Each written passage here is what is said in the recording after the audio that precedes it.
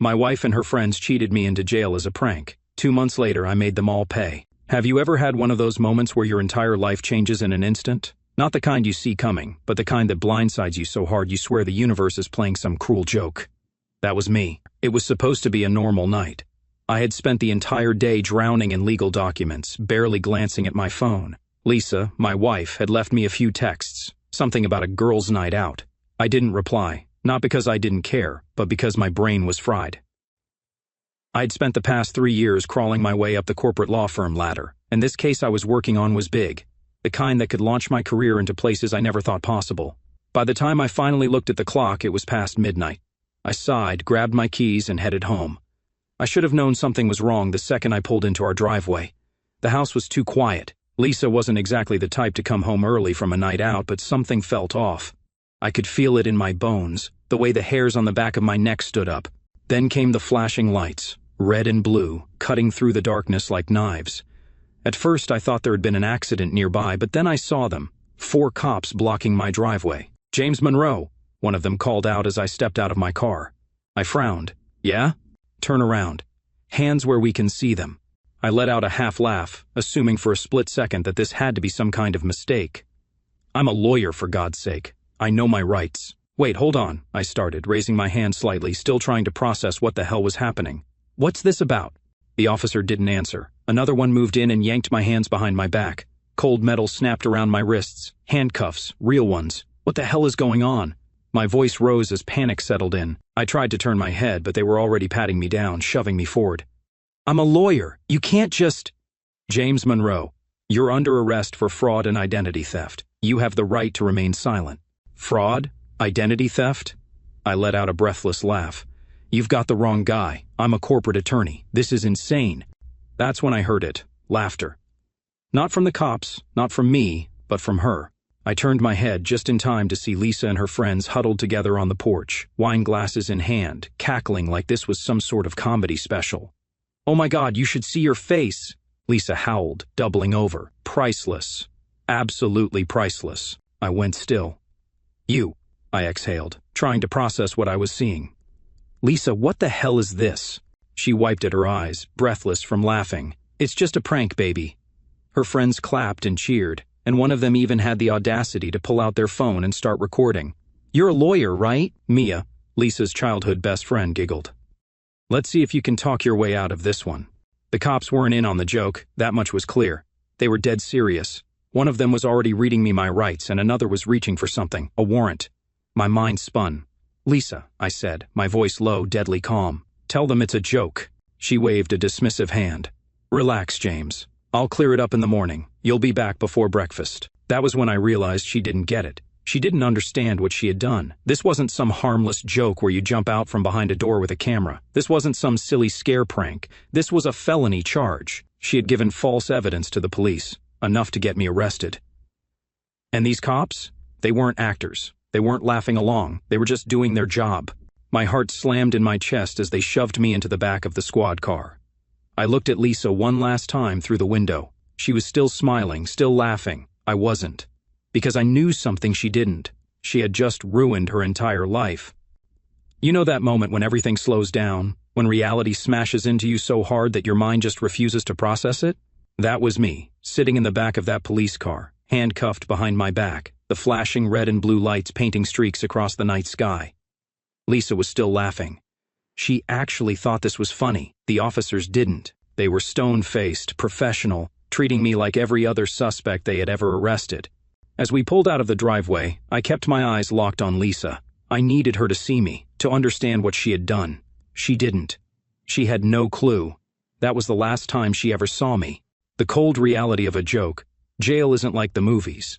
There's no dramatic moment where you stand up and shout about your innocence, while the officers suddenly realize they made a mistake.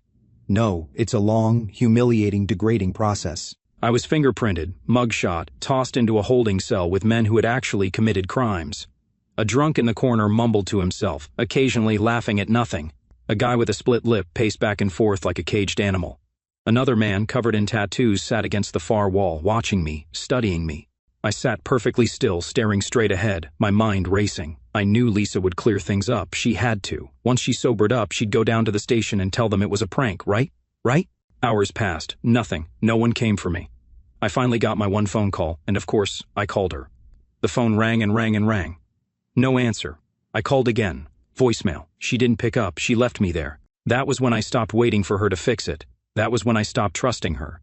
By the time my lawyer arrived, I had already made up my mind. He was furious. I had worked with him before, and the moment he walked in, his face twisted in anger. "James," he exhaled, shaking his head. "Tell me this is a joke." I let out a dry, humorless laugh. "That's the funny part, isn't it? It was supposed to be." He rubbed a hand down his face. "Your wife and her friends gave false statements. The police took it seriously because they handed over fabricated bank statements and fraudulent emails in your name." My jaw clenched. She had gone that far. My own wife had planted fake evidence against me. "Will she face charges?" I asked, my voice tight. He sighed. "If you press charges, then yes. But James, let's be real. You don't want to go down that road. This whole thing is going to blow over once she comes to her senses. Let's just get you out. And then you two can, I don't know, talk it out." I stared at him. Talk it out? Like this was some petty argument over dinner? No, there would be no talking this out. There would be no coming back from this. Lisa had destroyed something in me, not just my trust, not just our marriage. She destroyed the life I had built, and I was going to do the same to hers. I made the first call as soon as I got out, not to Lisa, not to her friends, but to a private investigator. "You want to disappear?" The voice on the other end asked, calm and professional. "Yes," I said without hesitation, "completely." They didn't ask questions. Their kind never did. Within 24 hours, my bank accounts were emptied, every social media profile deleted, and my name removed from every database that wasn't government mandated. Then came the final step. I resigned from my law firm, not in person. I sent an email, cold, impersonal, no explanation. Then I bought a one-way ticket out of town. Lisa didn't even realize I was gone until days later. I imagined it vividly, Lisa waking up, hungover, expecting me to storm into the house, furious, expecting a fight, expecting an argument. But instead, silence. No calls, no texts, no angry confrontation, just nothing. At first, she probably brushed it off. Maybe she thought I was just giving her the silent treatment. But then she must have gone looking. The firm, he resigned, didn't say why. His friends, we haven't heard from him. His family, no idea where he is. His bank account closed. I imagined the panic creeping in when she realized I was actually gone. No trace, no clues, no way to find me. The husband she thought would always come back never did. For the first time in years I felt free. No toxic marriage, no dead-end job, no fake friends. Just me, starting over, reinventing myself. I left behind the name James Monroe and became someone else. Lisa would spend years looking for me. She would beg, she would cry, she would swear she was sorry. But by the time she finally found me again, I would be sitting on the judge's bench, and she would be the one on trial. Have you ever wondered what it feels like to be erased, to wake up one morning and find that someone who was supposed to be permanent in your life just vanishes? Lisa never thought it would happen to her. She thought I'd come back. She thought I'd forgive her.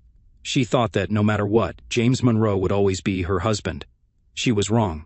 And the moment she opened that envelope, the one that arrived on her doorstep with no return address, no warning, she knew she had lost me forever.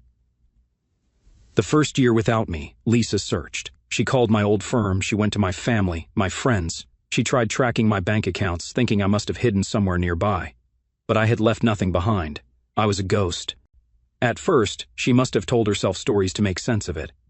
Maybe he's just mad. Maybe he needs time. Then, as weeks turned into months, the excuses dried up. The panic set in because she didn't just lose her husband, she lost her safety net. The expensive house, foreclosed. The lifestyle, gone. The friends who used to laugh at my expense, they didn't stick around when she had nothing left to offer. And then came the shame. She had been so certain that I would crawl back, that I would forgive her, that I would sit down and talk it out like some spineless man who didn't know when he was being played. Instead, I had done the one thing she never expected. I had disappeared so completely that I became a myth. It was a cold morning when it happened. Lisa was living in a small apartment by then, a far cry from the luxury she had once flaunted. No doorman, no fancy security system, just a cramped space with a single window overlooking an alleyway. She was barely surviving. And then the envelope appeared on her doorstep. Plain, white, no postage stamp. Someone had delivered it by hand. Her hands shook as she picked it up, the weight of it, the finality of it. She knew before she even opened it. She knew it was from me, and she knew it wasn't good. Inside the envelope there was no apology, no long-winded explanation, just a single-page document. A divorce decree, finalized, signed. The name at the bottom, James Monroe. Lisa read it once, twice, then a third time, her breath coming faster, the walls closing in. This wasn't possible. Divorces took months, years. They required paperwork, court hearings, mediation.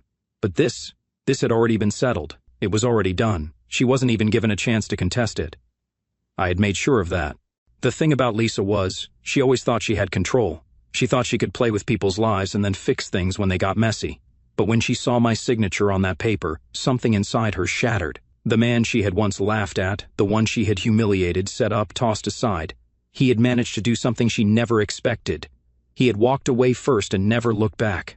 Lisa did the only thing she could do. She tried to fight it. She went to every courthouse, trying to understand how the divorce had been processed without her knowledge. She called every lawyer she knew, desperate to challenge it. But my tracks were covered. The law firm that had handled it, discreet, untouchable. My legal name, changed. My accounts, wiped clean. I didn't just divorce Lisa. I erased myself from her world, and she couldn't handle it. That night, Lisa went back to her apartment, exhausted, defeated. She sat on her couch, staring at the divorce decree in her hands, and then she did something she hadn't done in years. She cried. Not the fake kind she used to use to get her way. Not the manipulative tears she used when she wanted something. No, this was real. Because for the first time in her life, she had lost control. And worse, she had lost to me. Lisa would spend years regretting that night. She would tell herself that it was just a prank, just a joke gone too far. She would tell herself that if she had just called me that morning, everything would have been fine. But it wouldn't have, because I had already decided to leave long before she set me up. She just gave me the excuse I needed, and by the time she found me again, I would be untouchable. You ever watch something collapse in slow motion? A bridge breaking apart one steel beam at a time, a house crumbling from the foundation brick by brick? That's what happened to Lisa's life. She didn't lose everything all at once. No, that would have been too easy.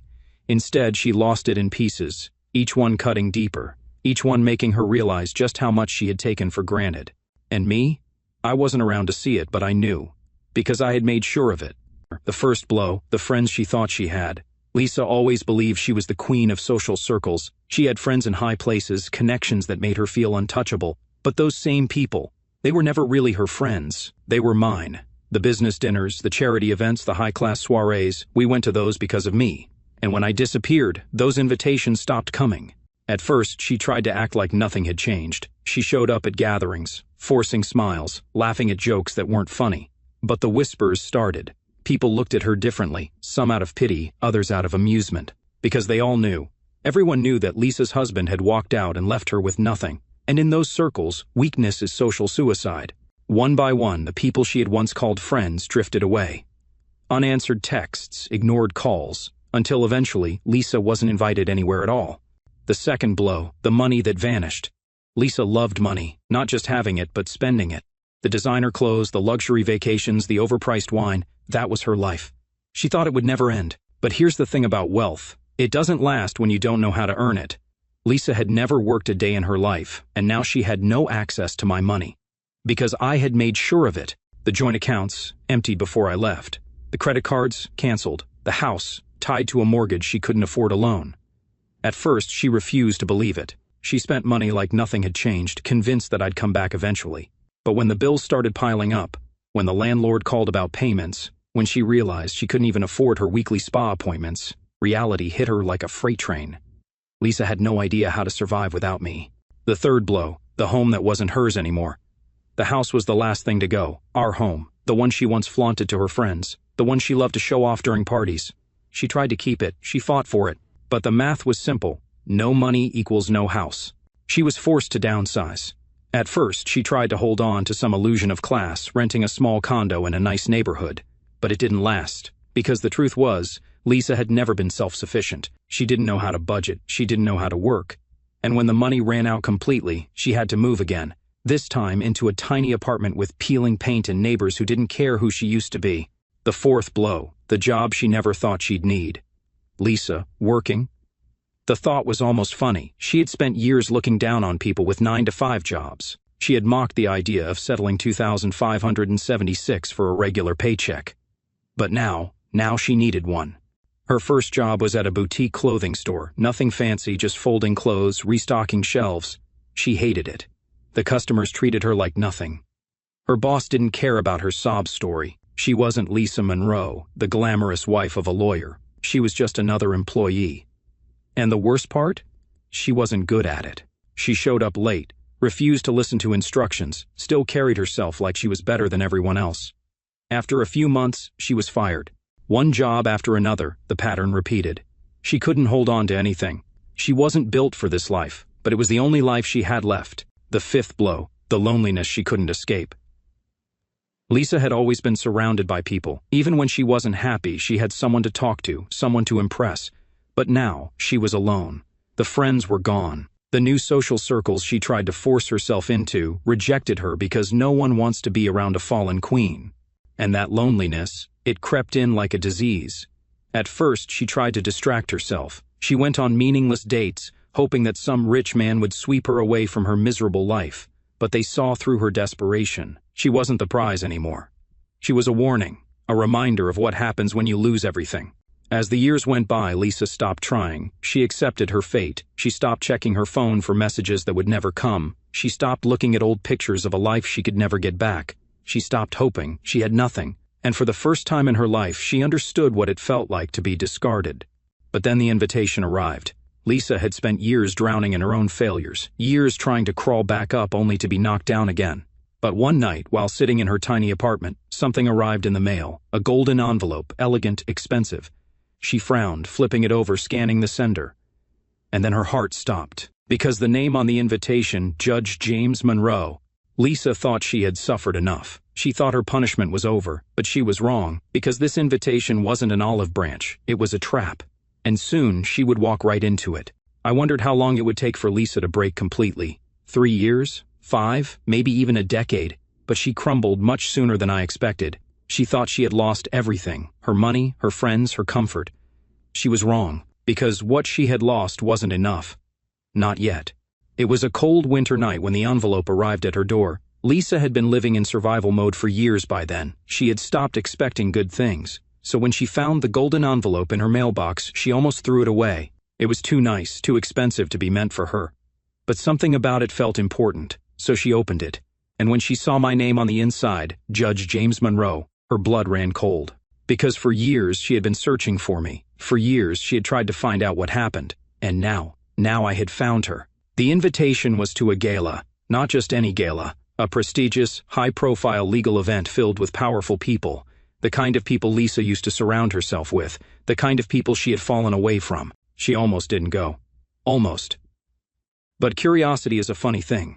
She told herself she needed closure, that she needed to see me in person, to hear the truth from my lips. So she pulled together the last bit of dignity she had left, bought a second-hand designer dress, and walked into that event like she still belonged. She had no idea what was coming. I was already watching her when she stepped inside. She looked different. Not just older but smaller, like she had been hollowed out from the inside. The woman who used to radiate arrogance now moved like a ghost of herself, afraid of her own shadow. Good. She deserved to feel every ounce of that emptiness. And then, finally, our eyes met. Her breath caught. For a split second, I saw something flicker across her face. Shock, regret, maybe even hope. But she didn't know. She didn't realize that tonight was not about reconciliation. It was about her final reckoning. Her public humiliation. Lisa didn't approach me right away. She lingered, pretending to mingle, but I could feel her eyes on me the entire time. I let her wait. I let her stew. Then, as the event reached its peak, the host took the stage. Ladies and gentlemen, tonight we honor one of the brightest legal minds of our generation. A man who has not only redefined justice, but has overcome unimaginable betrayal and hardship to reach the highest level of law. Please welcome Judge James Monroe. The applause was deafening. Lisa froze. Because the words unimaginable betrayal weren't just a coincidence, they were a warning. I took the stage, adjusted the microphone, and let my gaze linger on her before I spoke. I wasn't always a judge, I began, my voice smooth, controlled. Once upon a time, I was a fool, a man who believed in love, a man who trusted the wrong person. The crowd leaned in, eager for the drama. Lisa went pale. And then, one night, I continued, my voice darkening, that person betrayed me in the worst way possible. They humiliated me, set me up, laughed as I was taken away in handcuffs. But in the end, I let a slow, knowing smile stretch across my face. In the end, they lost. Silence. A sharp, suffocating silence. Lisa staggered backward. She knew. Everyone in that room knew. She had just become the punchline of my victory speech. And the best part? No one even knew her name. She was irrelevant, just another face in the crowd. And I had won. Lisa didn't leave right away. She stayed, hovering, waiting for an opening. And when the night was nearly over, she finally got what she wanted, a moment alone with me. I let her have it because I wanted to see just how broken she had become. She reached for my hand like I was still the man she had married. "James," she whispered, her voice shaking. I don't even know what to say." I raised an eyebrow. "You don't?" She swallowed hard. "I was stupid. I was selfish. I never meant for things to go that far. You have to believe me." I let out a quiet chuckle. "Believe you?" I echoed, tilting my head. "Why?" Lisa flinched. I stepped closer, watching the way her breathing quickened. "I gave you a life most people dream of," I murmured, my voice calm. "And you destroyed it. You laughed while you did it. And you thought I'd come back." Tears welled in her eyes. I thought I was young and reckless," she admitted, her voice cracking. "I thought you would forgive." "You," I finished for her. She nodded. I leaned in, just enough to watch her tremble, and then I whispered the words that shattered whatever was left of her. "Lisa, I don't forgive you." I saw it happen, the moment the last bit of hope drained from her eyes. The realization that I wasn't angry anymore. I wasn't holding a grudge. I was simply done. And that was worse than any revenge she had imagined. I turned away without another word, without looking back. Lisa, she stood there, speechless, for the first time in her life. And that was the last time I ever saw her. I thought that watching Lisa crumble would be enough. I thought seeing her fall from grace, seeing her face twist with regret, hearing her voice shake when she begged for forgiveness, I thought it would satisfy me, but it didn't, because she wasn't the only one who played a part in my downfall. Her friends, the women who plotted with her, the ones who stood on that porch that night, holding their wine glasses, laughing as I was shoved into a police car like a common criminal. They weren't innocent. They were co-conspirators. And now, they were next. The best revenge isn't loud. It isn't messy. It isn't some outburst of rage where you throw a punch and call it justice. No, the best revenge is slow, strategic. It's watching your enemies live their lives peacefully and then destroying them piece by piece. So that's what I did. For months, I watched them from a distance. Mia, Jessica, Erin, the three women who had helped Lisa humiliate me, the three women who had encouraged her, egged her on, filmed me getting arrested. I needed to know who they were now, what they valued, what they couldn't afford to lose. And once I figured it out, I took it from them. Mia was the ringleader, Lisa's closest friend, the one who thought she was untouchable. She was a corporate executive now, CEO of a thriving company. She loved power. She thrived on it. And she had built her career on a mountain of secrets. So I exposed them. Not all at once. That would have been too easy. No, I leaked one piece of dirt at a time. A financial scandal here, a fraudulent business deal there, a whisper in the right ear. Until suddenly her perfect reputation cracked. At first she thought she could contain it. That's what powerful people do, right? They control the damage. But the damage kept coming because I made sure of it. Until one day, she walked into her office and found a boardroom full of executives staring at her coldly. And just like that, she was voted out, her empire gone. And the worst part? She had no idea who did it. Jessica had always been the social butterfly, the influencer, the woman who built her entire existence around the illusion of perfection. The lavish vacations, the picture-perfect relationship with her fiancé, the carefully curated life that made other women jealous. But here's the thing about illusions, they're fragile. And all it takes is one crack for everything to break. So I found her weakest link, her fiancé. A wealthy, well-connected man who worshipped the ground she walked on. A man who had no idea that while he was planning their wedding, Jessica was sleeping with his best friend. I made sure he found out, not by telling him, that would have been too obvious. No, I made sure he walked in on them himself. A well-timed phone call, a perfectly orchestrated moment. And just like that, Jessica's perfect life was over. Her fiancé left her, her sponsors dropped her, her followers turned against her, and she became the thing she feared most, irrelevant. Erin was different from the others. She wasn't powerful like Mia. She wasn't famous like Jessica. She was just comfortable, a small-town girl who had married well. She had a husband, a family, stability, and that's exactly what I took from her. Because you see, Erin had secrets too. A past she had buried, a child she had given up for adoption, pretending it never happened. She thought no one knew.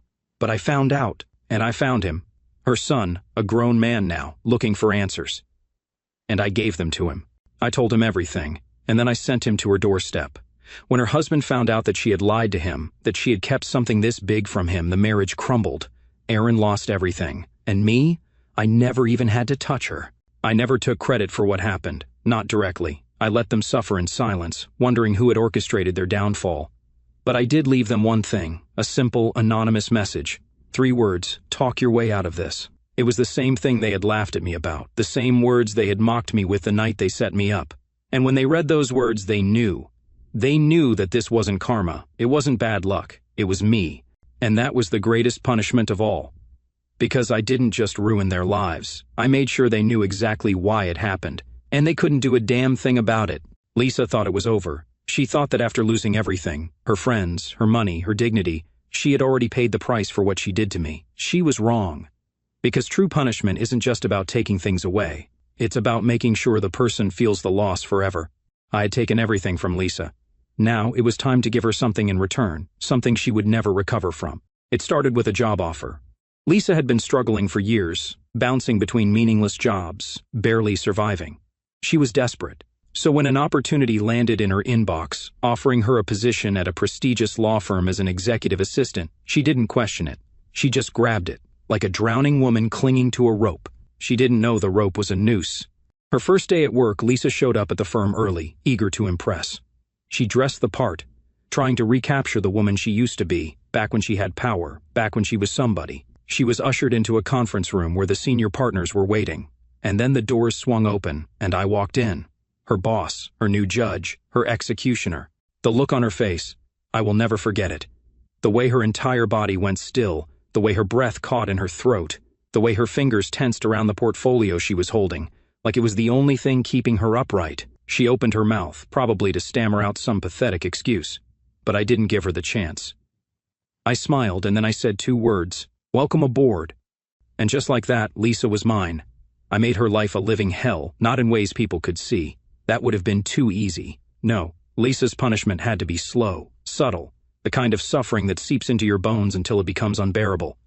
I gave her impossible tasks. I made her redo projects at the last second. I scheduled meetings for her at 5 in the morning, knowing she couldn't afford a car and had to take the bus. I ignored her in public, but made sure she knew I was watching her. I never raised my voice, never insulted her, never acted unprofessional. But every day I chipped away at whatever pride she had left until there was nothing. It took 6 months. 6 months of Lisa swallowing her pride, walking into the office every day with her head down, avoiding my gaze. 6 months of pretending she could handle it. And then, one evening, when the office was nearly empty, she knocked on my door. I let her in. She stood there shifting from foot to foot, her hands wringing together like she was trying to hold herself together. Then she whispered, "Please." I leaned back in my chair. "Please what?" Her throat bobbed as she swallowed. I need you to stop." I raised an eyebrow. "Stop what?" She blinked rapidly, eyes glassy, voice barely above a whisper. "You know what?" I didn't respond. I just stared at her and waited for her to say it out loud, because Lisa had spent her entire life thinking she was untouchable. She had spent years convincing herself she was the victim. She had convinced herself that I was cruel for not forgiving her. But now she knew the truth. She wasn't being punished because I was heartless. She was being punished because she deserved it.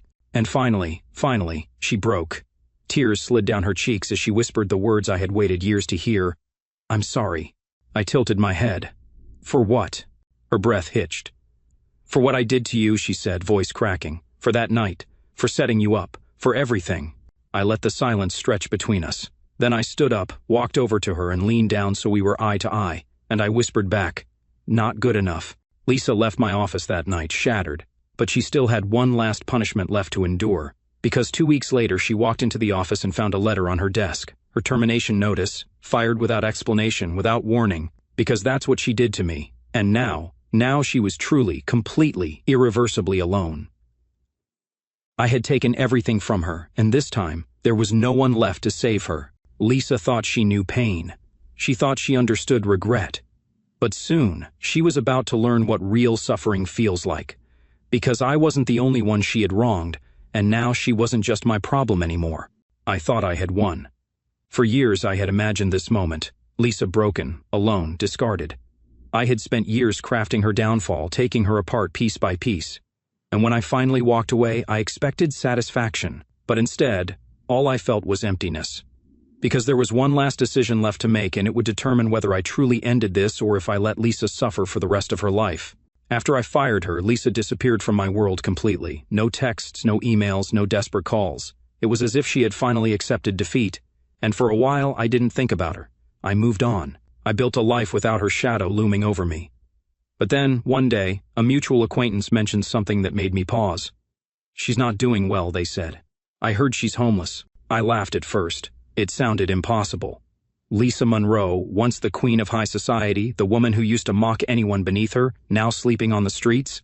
But then I did something I hadn't done in years. I looked for her, and when I finally found her, I almost didn't recognize her. It was raining that night. Cold, miserable. I walked down a narrow alley in the city, one of those places where people pretend not to look, and there she was, sitting on a bench, a thin, tattered coat wrapped around her shoulders. Her once perfect hair hung in messy knots. Her once radiant skin was pale and sickly, and when she lifted her eyes and saw me standing there, she flinched, as if even now she expected me to hurt her more. I didn't say anything at first. I just watched. Because, for the first time in my life, I didn't feel rage. I didn't feel vengeful. I just felt tired. And then Lisa whispered something I didn't expect. "You won," she said, her voice rough, like she hadn't spoken in days. She didn't sound angry. She didn't sound bitter. She just sounded empty. "You destroyed me," she murmured, "and I deserved it." Then she laughed, a hollow, broken laugh. "But what now, James? What do you do when the person you wanted to punish is already dead inside?" I didn't answer, because I didn't know. That night I lay awake, thinking about everything she had done to me, thinking about everything I had done to her. Was this what I wanted? Had I really spent all these years just to turn her into this? A woman who had nothing, a woman who wasn't even worth hating anymore? And that's when I realized I had a choice to make. I could leave her there, let her fade into nothing.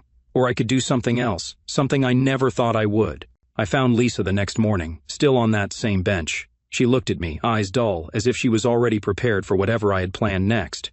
But instead of mocking her, instead of walking away, I sat down beside her. She stiffened. "You don't have to do this," she muttered. "If you came to gloat, just get it over with." I shook my head. "You bent here to gloat." Lisa frowned, confused. For the first time since I started this war, I saw something I hadn't seen before. Fear. Not fear of me, but fear of the unknown, fear of what I was about to say. And so I asked her the question that had been haunting me. "What do you want, Lisa?" She blinked. "What?" I repeated it. "What do you want?" She let out a dry laugh. "What does it matter?" she whispered. "It's not like I get to have things anymore." I didn't let her avoid it. "Answer the question." Lisa hesitated. Then, in a voice so small I almost didn't hear it, "I just want to stop hurting." I exhaled, staring at the rain-soaked pavement, and then I made my decision. I reached into my coat and pulled out an envelope. Lisa eyed it suspiciously. I placed it on the bench beside her. "What is this?" she asked, her voice wary. "A choice," I said simply. She swallowed. Slowly she reached for it and opened it with trembling fingers. Inside was a one-way plane ticket and a check, a large check, enough to start over. Lisa stared at it like it was poison. Her breathing grew unsteady. "Why?" she whispered. Because this wasn't what she expected. She expected me to laugh in her face, to tell her that she deserved to rot. Not this. Not mercy. I stood up, tucking my hands into my coat, and then I said the words that ended it all. "You don't deserve forgiveness." Lisa flinched. "But I deserve peace." She looked up at me, eyes wide, stunned. And for the first time in years I saw something in her face that I hadn't seen since before that night. Hope. Not for a second chance with me, not for a return to her old life. But hope that maybe, she still had time to become someone else. She didn't say anything as I turned and walked away. She didn't need to. Because this time, I wasn't taking anything from her. I was giving her one last chance. And what she did with it, that was her decision, not mine. Lisa had one final opportunity to start over, one last shot at becoming someone new. And as for me, it was time to stop looking backward. Because, for the first time in years, I was finally free. I never looked back. Not when I walked away from Lisa that day. Not when I boarded my flight the next morning, leaving the city I once called home. Not even when I heard whispers months later that Lisa had disappeared completely. Some people said she had taken the money and left the country. Others said she never even cashed the check, that she just vanished, swallowed up by the world like she had never existed. But the truth? I didn't care. Because for the first time in my life, Lisa Monroe wasn't my problem anymore. Starting over wasn't easy. I had spent years consumed by revenge. Every step I had taken, every move I had made, had been carefully orchestrated to bring Lisa to her knees. But now she was gone. And for the first time in years, I had to ask myself a question that had haunted me since the night she betrayed me. Who am I if I'm not the man seeking revenge? The answer didn't come right away. At first, I tried to dive deeper into my work. I spent long hours in court building my reputation as one of the most formidable judges in the country. I told myself that was enough, that power was what I had been chasing all along, that I didn't need anything else. But the truth was, revenge leaves a void, and once you've filled your entire life with it, you don't know what to do when it's gone. It arrived on a quiet afternoon, a simple, unmarked envelope on my desk. At first, I assumed it was just another case file, another request from a lawyer looking for a favor, but when I opened it, I froze, because inside was a single handwritten note. No signature, no explanation, just 6 words that sent a chill through my body. I made my decision. Thank you.